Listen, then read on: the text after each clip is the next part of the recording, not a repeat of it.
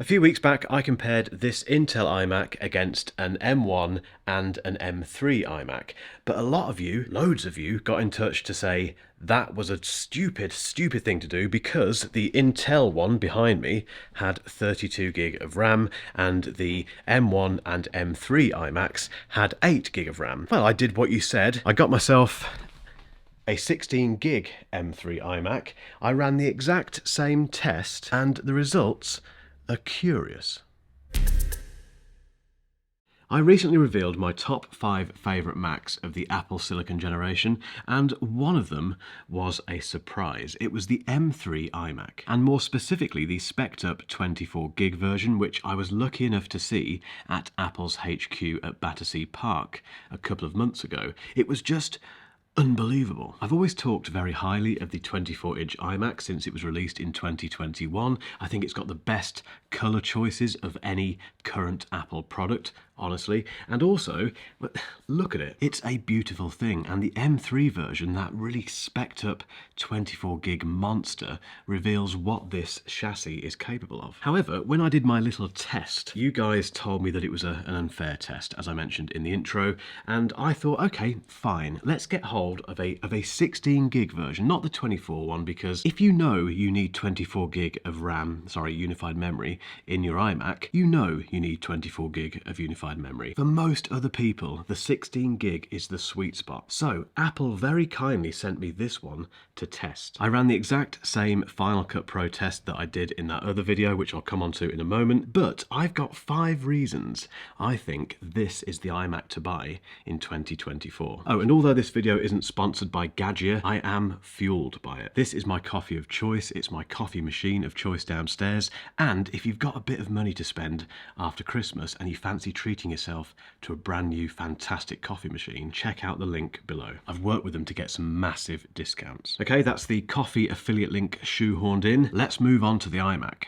Okay, the first reason is that the M3 chip reveals what this is capable of. As I mentioned a moment ago, we had to wait quite a long time to get an update to the 24-inch iMac, and it was worth waiting for because we have the latest chip in there, which we don't have at the moment in the Mac Mini and the Mac Studio, and there's 3 options in terms of unified memory, so you can have the 8GB version, the base model, the 16 gig version, which is this one, or the aforementioned monster 24 gig. Now, if you spec everything up completely, you spend £2,799 in the UK, which is a lot of money for a computer. However, as mentioned, the 24 gig version is for a very specific use case, and I think that user group is very small. I wouldn't get the 8 gig version. Yes, you heard that first on here. I know I talk about the base model being the thing that you should go for unless you absolutely need more memory, but these things are kept for years and years and years. And to give yourself that longevity and as much resale value as you can get from this at the end of your tenure, I would just get that 16 gig version with the 512 gig SSD. In the UK, that will set you back £1,999, which is, yes, it's still a lot of money, I know, for a computer. You're getting Mac OS, you're getting Apple Silicon, the latest Apple Silicon, and this thing which is built like a tank. Now, the little test that I did a few weeks back involved a 10-minute piece of 4K footage, which I put into Final Cut Pro, and I did a render and an export, and I timed both of those tasks. Now, the 2017 iMac, the one with the Intel chip and, yes, 32 gig of RAM, beat the M1 and the M3 iMacs in the export. It was much slower with the render, and in terms of the overall time, the M1 and the M3 iMacs still won. However, precisely 8,956 of you called me an idiot, and the reason I'm an idiot apparently is because of that huge discrepancy in memory. So the Intel iMac had 32 gig and the M1 and the M3 iMacs had 8 gig. And lots of you once again told me to do the test again with a 16 gig M3 iMac. So that's what I did, and just for reference, the M3 iMac with the 8 gig of unified memory did the render in 1 minute and 45 seconds. The Intel iMac did the render in 11 minutes and 28 seconds. This M3 iMac with 16 gig of unified memory did the render in 1 minute and 41 seconds. But time for the big one, the export. So the 8 gig M3 iMac did the export in 4 minutes and 53 seconds. The Intel iMac did the export in 4 minutes and 23 seconds. The 16 gig M3 iMac did the export in 4 minutes and 53 seconds, which is identical to the 8 gig version. Now, before you start typing the word idiot in the comment section, bear with me. Firstly, and something I must reiterate, is the fact that my benchmarks aren't benchmarks. They're a bit of fun, they're hopefully interesting, but you should not base your buying decision purely on those results. And secondly, those results reveal how pointless number crunching is in the Apple Silicon generation. These things have been so ridiculously quick and powerful since the M1. Nothing has really changed unless you really put them to task. And by that I mean professions where you really push everything to the limit, and most of us, me included, don't do that. Because if you buy one of these, if you buy the M3 iMac with 16 gig of unified memory, you will not be disappointed.